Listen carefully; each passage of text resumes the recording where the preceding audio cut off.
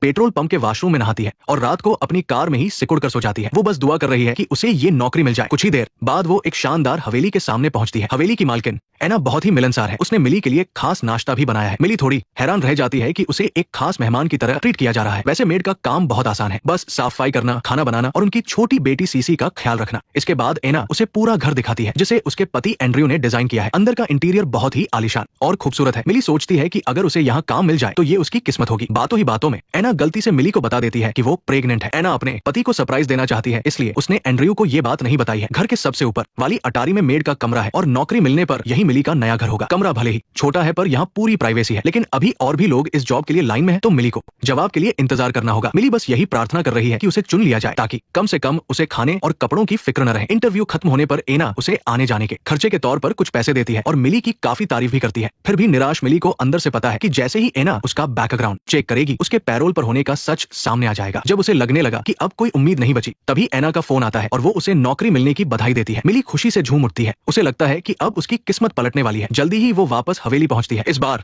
बंद गेट अपने आप खुल जाता है, मानो एना को उसके आने का पहले से पता था। अंदर घुसते ही मिली वहां का नजारा देखकर हैरान रह जाती है। पूरा लिविंग रूम बुरी तरह से बिखरा हुआ है, हर तरफ गंदे और चिकने बर्तन पड़े हैं और एना का इस तरह सामने आना कुछ अजीब सा लग रहा है। एक तरफ वो इतनी परफेक्ट दिखती है जो शायद एक दिखावा हो और दूसरी तरफ घर की ये बुरी हालत शायद मदद के लिए उसकी एक खामोश पुकार हो। एना जल्दी से सफाई देते हुए कहती है कि वो एक स्पीच लिख रही थी और वक्त कम होने की वजह से उसे घर समेटने का टाइम ही नहीं मिला। मिली को उसकी बात पर पूरी तरह यकीन नहीं होता, लेकिन आखिर ये उसकी नौकरी का पहला दिन है और ये काम उसके लिए बहुत जरूरी है। जल्दी ही रात हो जाती है। एंड्रयू और सीसी भी घर वापस आ जाते हैं। उन दोनों का मिजाज एक दूसरे से बिल्कुल अलग है। सीसी का बर्ताव काफी रूखा है, वहीं एंड्रयू बहुत ही दोस्ताना तरीके से बात करता है और मिली को साथ डिनर करने के लिए भी कहता है। लेकिन मिली अपनी इस नई जॉब की मर्यादा रखते हुए मना कर देती है और अपने कमरे में चली जाती है। वो बहुत सुकून में है कि उसे ये शानदार नौकरी मिल गई। कमरे को अच्छे से देखते हुए अचानक उसका ध्यान खिड़की पर जाता है जो खुल नहीं रही है। इस घुटन भरे एहसास से उसके अंदर एक अजीब सी बेचैनी होने लगती है। अगली सुबह एक बहुत ही तेज आवाज से मिली की नींद खुलती है। एना पागलों की तरह अपनी स्पीच के पेपर्स ढूंढ रही है। तुमने देखा क्या?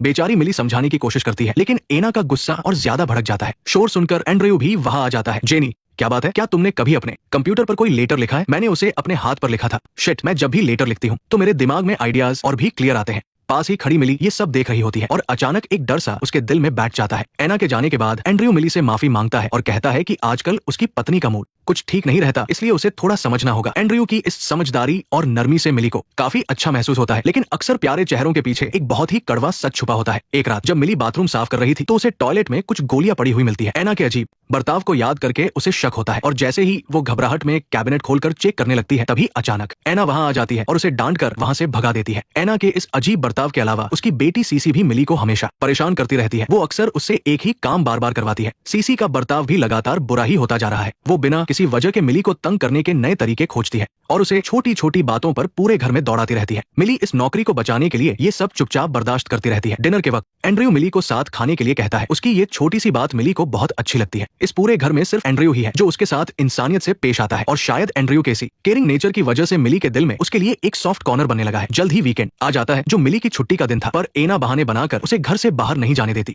मिली समझाती है कि उसे कुछ जरूरी काम है, लेकिन एना अपनी जिद पर अड़ी रहती है। तभी एंड्रयू वहां आता है और बीच बचाव करके मामले को शांत करता है। इसके बाद मिली पैरोल ऑफिस पहुंचती है। वहां वो पैरोल ऑफिसर से मिलती है। ऑफिसर मिली को चेतावनी देता है कि उसे अपनी नौकरी बचानी ही होगी वरना उसे वापस जेल जाना पड़ सकता है। तभी एना का फोन आता है। वो मिली को तुरंत सीसी को स्कूल से पिक करने के लिए कहती है, लेकिन इससे पहले कि मिली स्कूल का पता पूछ पाती एना फोन काट देती है। मिली गुस्से में आ जाती है पर उसके पास सोचने का वक्त नहीं है। वो मजबूरी में आसपास के स्कूल सर्च करती है। वहां पहुंचने पर टीचर उसे बताती है कि सीसी तो अपनी दोस्त के घर रुकने वाली है और इस बारे में दोनों के पेरेंट्स की पहले ही बात हो चुकी थी। साफ है कि एना ने मिली के साथ एक भद्दा मजाक किया था। एना की इन हरकतों से मिली गुस्से में पागल हो जाती है, पर वापस जेल जाने के डर से उसे खून का घूंट पीकर रह जाना पड़ता है। लेकिन आखिर एना उसके साथ ऐसा क्यों कर रही है? आधी रात को दिन भर की घटनाओं की वजह से मिली को नींद नहीं आ रही थी। वो टाइम पास करने के लिए थिएटर रूम में आ जाती है। जब वो फिल्म देख रही होती है तो एंड्रयू अंदर आ जाता है। कोई गलतफहमी ना हो इसलिए मिली वहां से जाने के लिए खड़ी होती है। शुरुआत में दोनों काफी अच्छे से बात करते हैं, पर बातों बातों में जिक्र एना का आ जाता है। एंड्रयू बताता है कि एना के माता पिता की मौत एक आग में जलकर हुई थी। किस्मत से एना उसमें बच गई। काफी जांच पड़ताल के बाद भी पुलिस असली मुजरिम को नहीं पकड़ पाई। यहाँ तक कि कई लोगों को तो ये भी शक था कि ये सब खुद एना ने किया था। ये सुनकर मिली की रूह कांप जाती है। एना आखिर किस तरह की इंसान है? उसे इस जॉब पर एना नहीं रखा और कई बार उसे परेशान भी किया। मिली को किसी बड़े खतरे का अंदेशा होने लगता है। तभी अचानक पीछे से एना चुपचाप वहां आ जाती है। अपने पति और मिली को इस तरह साथ देखकर एना का चेहरा गुस्से से लाल हो जाता है। शायद मुझे अब सो जाना चाहिए, इसका कोई फायदा नहीं। क्या इसका कोई फायदा नहीं है? इसलिए मैं चाहती हूँ कि तुम अपना सारा सामान पैक कर लो और यहाँ से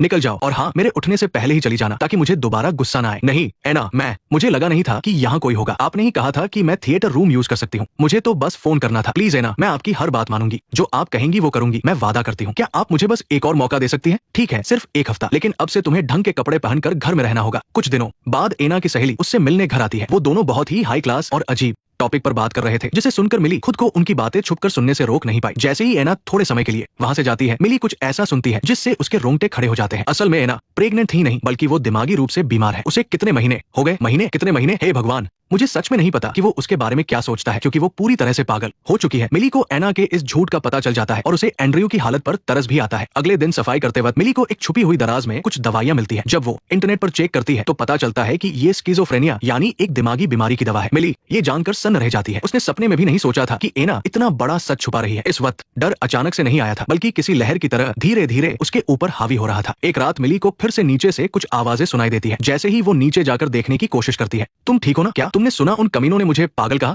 कहते हैं कि मैं इस लायक नहीं। मेरे पति का कहना है कि मैं पागलों की गिनती में आती हूँ। चीखने की आवाज सुनकर एंड्रयू बाहर आ जाता है। वो तुरंत आगे बढ़ता है और किसी तरह एना को शांत करवाता है। अगली सुबह एना पिछली रात के तमाशे के लिए मिली से माफी मांगती है और उसे बहुत सारे नए कपड़े गिफ्ट करती है। मिली मना करना चाहती थी, लेकिन एना इतनी ज्यादा जिद कर रही थी कि उसे लेना ही पड़ा। इसके बाद एना उसे वीकेंड के लिए एक म्यूजिकल शो और होटल बुक करने को कहती है। वो एंड्रयू से अच्छे से माफी मांगना चाहती थी, लेकिन दोपहर होते होते एना का बर्ताव फिर से एकदम से बदल जाता है। इससे मिनी निशब्द रह गई। वो तो बस आदेशों का पालन कर रही थी, और सबसे बुरी बात यह थी कि उसे ये खर्च भी खुद उठाना पड़ा। जब मिनी रोने ही वाली थी, तभी एंड्रयू ने आकर उस अजीब स्थिति को संभाल लिया। समय बीतता गया और वीकेंड आ गया। एना सिसी को लेकर ट्रेनिंग कैंप चली गई, और फिर एंड्रयू ने मिली को बताया कि पिछले कॉन्सर्ट के टिकट कैंसिल नहीं हो पाए, और उसने मिली को अपने साथ चलने को कहा। जल्द ही वो कॉन्सर्ट में पहुंच गए। उन्होंने न सिर्फ म्यूजिक एंजॉय किया, बल्कि किसी कपल की तरह कैंडल लाइट डिनर भी किया। डिनर के बाद वो अपने अपने कमरों में लौट आए। मिली ने अपना फोन चेक किया तो देखा कि एना के ढेर सारे मैसेज थे, और सबसे नीचे उसे नौकरी से निकालने का मैसेज था। नौकरी जाने के डर से मिली एंड्रयू के पास गई ताकि वो उसे आज की स्थिति के बारे में समझा सके। उसे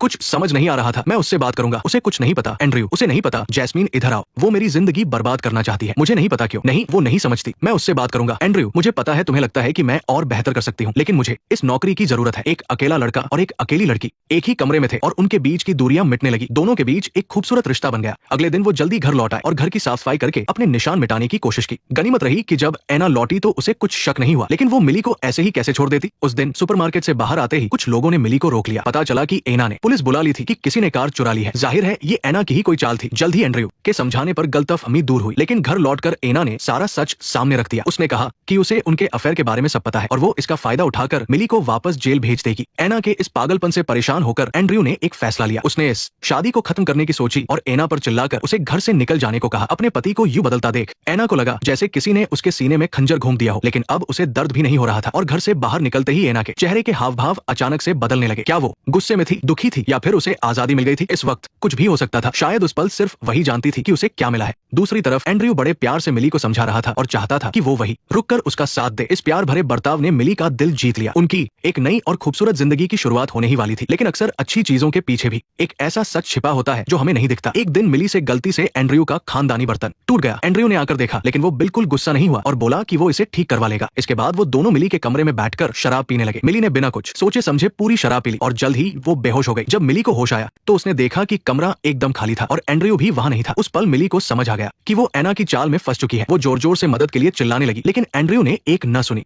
कहानी में यहाँ तक पहुंचकर मुझे यकीन है कि आप सब समझ गए होंगे कि ये सब एना की एक साजिश थी। दरअसल एंड्रयू एक साइको इंसान था जिसे दूसरों को कंट्रोल करने की बीमारी थी। एना ने मिली की जवानी और खूबसूरती का फायदा उठाया ताकि वो उसकी जगह ले सके। इसके बाद एना की दर्दनाक यादें सामने आने लगी। पता चला कि उसके माता पिता की मौत के बाद उसे एक बहुत ही बुरे परिवार ने गोद ले लिया था। बड़ी होकर एना पढ़ने में काफी तेज थी और उसके मार्क्स भी बहुत अच्छे आते थे, लेकिन किस्मत की मारी वो अपने ही प्रोफेसर के बच्चे की मां बन गई और उसने सिसी को जन्म दिया। वो हर दिन कई कई नौकरियां करके सिसी को पाल रही थी। तभी एंड्रयू उसकी जिंदगी में आया और उसकी सारी मुश्किलें दूर कर दी। हैंडसम एंड्रयू को उसके अतीत से कोई दिक्कत नहीं थी और वो लगातार उसके पीछे पड़ा रहा। उसके इतना प्यार जताने के बाद एना पूरी तरह से उसके प्यार में पड़ गई और दोनों ने शादी कर ली। एना को लगा था कि अब उसकी खुशहाल जिंदगी शुरू होने वाली है, लेकिन उसे नहीं पता था कि वो एक गहरी खाई में गिर चुकी है। शादी के बाद एंड्रयू का साइको रूप सामने आने लगा। एक बार एना किसी काम की वजह वजह से अपने बाल धोना भूल गई थी और बस इसी छोटी सी बात पर एंड्रयू का असली चेहरा सामने आ गया। उसने कुछ ढूंढने के बहाने एना को छत वाले कमरे में बुलाया और उसे बेरहमी से अपने खुद के 100 बाल तोड़ने का हुक्म दिया, वो भी जड़ के साथ। अपनी बेटी की सलामती के लिए एना ने हार मान ली। उसने दर्द सहते हुए अपने सिर से 100 बाल उखाड़ लिए। एना ने जो उखाड़े थे वो सिर्फ उसके बाल नहीं थे, बल्कि एंड्रयू के साथ बुने हुए सारे खूबसूरत सपने थे। जैसे ही उसे लगा कि उसने अपना काम पूरा कर लिया है, एंड्रयू तुमने जो कहा था मैंने वो सब कर दिया है, क्या अब तुम मुझे बाहर जाने दोगे?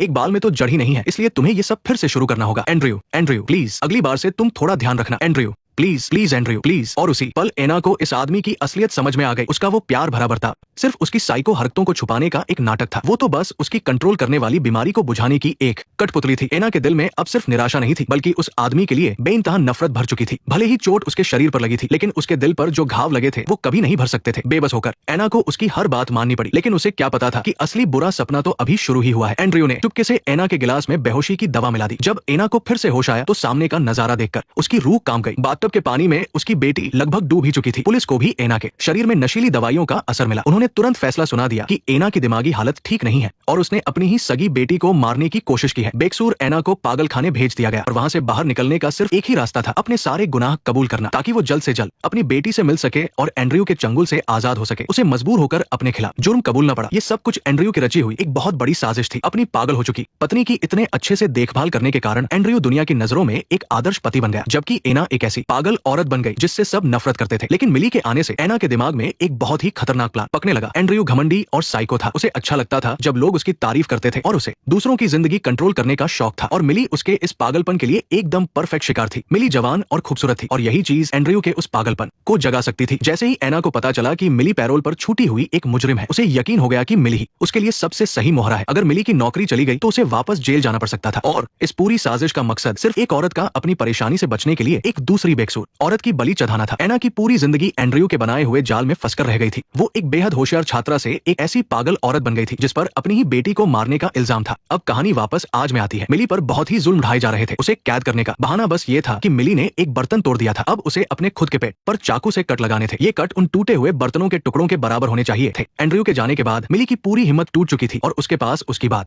मानने के अलावा कोई और रास्ता नहीं बचा था। ये सब कुछ एंड्रयू कैमरे के जरिए देख रहा था। उसे लगा कि वो एक बार फिर से जीत गया है। जैसे ही वो उसके पास जाकर उसे तसल्ली देने की तैयारी कर रहा था, तुम ठीक तो हो, तुम ठीक हो ना, तुम ठीक हो ना। और इसी तरह मिली वहां से बचकर भाग निकली। वो तुरंत नीचे गई और उसने एक प्लायर ढूंढ निकाला। जब वो वापस छत पर गई तो एंड्रयू की हालत खराब हो गई और वो भीख मांगने लगा। मिली ने भी उसी तरह से एंड्रयू को प्लायर से अपने आगे के दांत तोड़ने को कहा, वो भी पूरे के पूरे। शुरुआत में एंड्रयू ने मना किया, लेकिन जैसे जैसे मिली उसके खानदानी बर्तनों को एक एक करके तोड़ने लगी, वो भी हार मानने लगा। मिली के ऐसे पागलपन को देखकर मजबूर होकर एंड्रयू को उसकी बात माननी पड़ी और उसने दर्द सहते हुए अपने आगे के दांत उखाड़ दिए। लेकिन जो दांत उसने उखाड़े थे वो पूरे नहीं थे। मिली ने एंड्रयू को ये सब दोबारा करने को कहा। ये सुनकर एंड्रयू एकदम से भड़क गया, लेकिन वो कुछ कर नहीं पाया। आधी रात के वक्त एना चुपके से घर वापस आ गई। उसकी अंदर की इंसानियत जाग उठी थी और उसने बेकसूर मिली को बचाने का फैसला किया। मिली, हाय, मैं नीना हूँ, तुम ठीक हो? मैं तुम्हें यहाँ से निकलने में मदद करूंगी। एना के आने से पूरी बाजी ही पलट गई। जैसे ही एंड्रयू बाहर भागा, मिली वहां से गायब हो चुकी थी। एंड्रयू का गुस्सा 7वें आसमान पर था और वो समझ नहीं पा रहा था कि क्या करे। वो मुड़ा और एना के पास गया। जैसे ही वो उस पर बहुत जोर से हमला करने वाला था, तभी उन दोनों औरतों ने मिलकर उस शैतान को खत्म कर दिया। एना ने मिली को वहां से भागने को कहा और सारा इल्जाम अपने सिर ले लिया। आखिरकार उसका दिमागी संतुलन खराब होने का रिकॉर्ड तो था ही। एंड्रयू के अंतिम संस्कार में एना ने मिली को $1,00,000 का चेक दिया और आखिरकार उन दोनों की जिंदगी वापस पटरी पर आ गई। ये कहानी भी यही खत्म होती है। फिल्म हाउसकीपिंग सर्विस इसलिए इतनी दिल दहला देने वाली है क्योंकि इसने एक परफेक्ट परिवार